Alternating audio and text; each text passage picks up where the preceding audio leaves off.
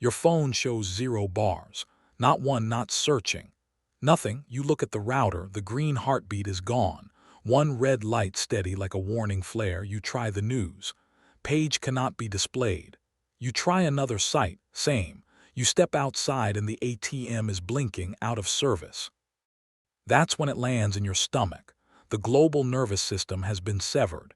If you treat this like a glitch, you will lose the first hour, and the first hour decides the next week. You don't just lose entertainment, you lose navigation, banking, verification, coordination. You lose the ability to know what's true. People die in the dark like this. Not from bullets first. From panic, from dehydration, from accidents, from medical problems they can't search, from crowds that stampede because a rumor felt real. Most people think the internet always comes back. The science says otherwise. The internet is not coming back today. You need an offline protocol, immediately. And there's one thing you must never do with your phone during a blackout. Later, because it feels smart but it paints a target on you. Right now, your first enemy is not the outage. It's your own brain. You will fall into the refresh loop. Airplane mode on, off, router reboot, phone reboot. You keep feeding your battery into a slot machine that only pays in hope.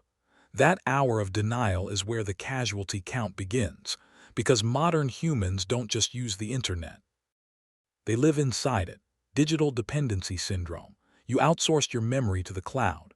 Contacts, documents, procedures, you outsource navigation. You don't know streets, you know blue dots. You outsource social processing. What's happening, where to go, what to buy, who to trust.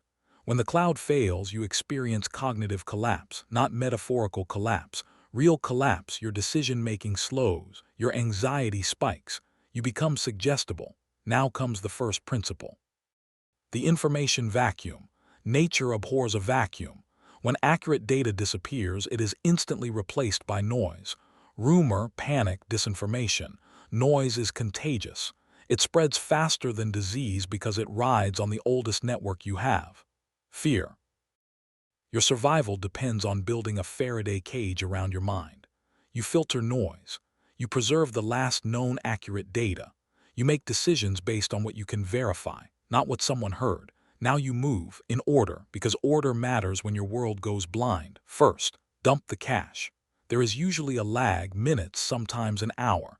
The internet can fail while local systems and cached services still sputter. You use that window like your life depends on it, because it does. Download offline maps for your region immediately.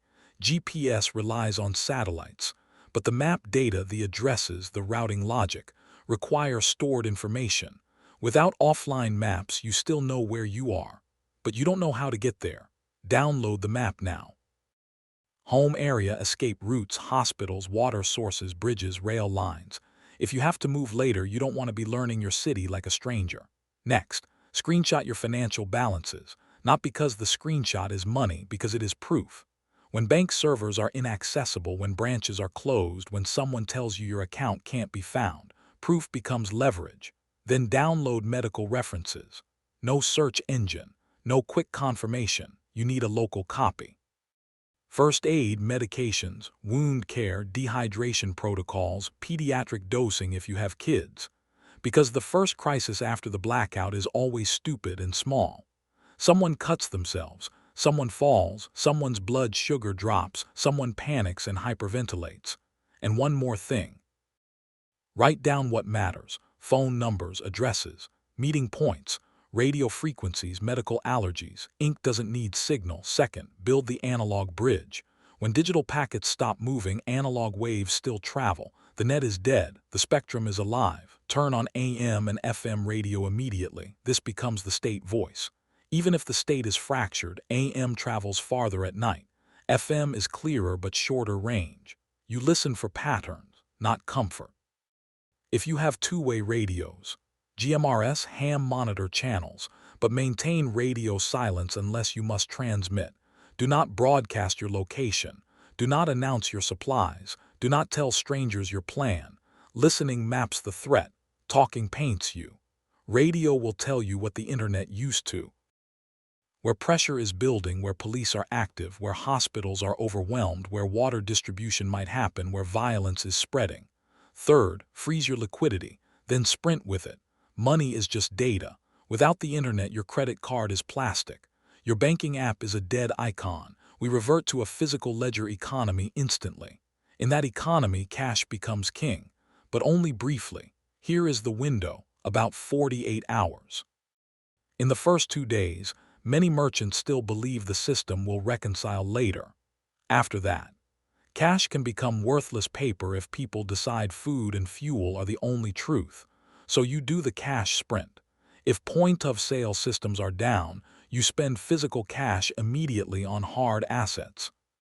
Fuel, medicine, shelf-stable calories, hygiene, water treatment. Before the merchant realizes the digital money isn't coming back. This is not greed, this is triage. Fuel keeps you warm and mobile. Medicine prevents small injuries from becoming infections. Calories keep your brain working. And do not advertise your purchases. A blackout turns people into observers. Observers become thieves when their kids are hungry. Fourth, filter noise. Without verification, rumors become weaponized. The water is poisoned. The army is coming. They're rounding people up. Panic spreads faster than any virus because it doesn't need proof. It only needs a mouth. So you lock verification. Believe nothing you hear from a panicked neighbor. Operate only on what you can physically see. Or verify via the analog bridge. Radio direct observation, trusted local contacts you can reach in person. Do not spread unverified information. If you repeat a rumor, you become a vector. You infect other minds. Then you infect their decisions. The blackout is an information siege. You win sieges by rationing, not food first, but certainty. Now the grim reality, the part you can't fix with gear. You are safe. You have water, you have your radio, but you have family in another city.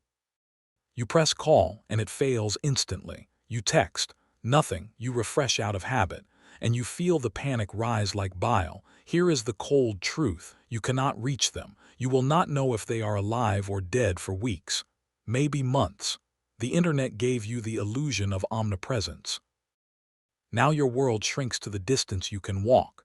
You must have the mental fortitude to accept the unknown without breaking down, because the silence is the hardest thing to survive. If you let grief drive your decisions, you will burn your battery, burn your fuel, burn your calories, and walk into danger chasing a signal that doesn't exist. So you do what survivors do. You stop bleeding. Stop the refresh loop. Dump the cash. Maps, medicine, proof of money, written contacts. Establish the analog bridge. Radio listening, minimal transmitting. Convert cash to calories and capability immediately before paper becomes confetti. We built a civilization on a foundation of light and code. When the code breaks, we fall back to biology. The internet made us a hive mind. Now you are severed. You are alone, but a severed limb can still survive if it stops bleeding. Cauterize the wound, accept the silence. While the signal still holds in your life, stay with mortal logic. Prepare now before your world goes dark.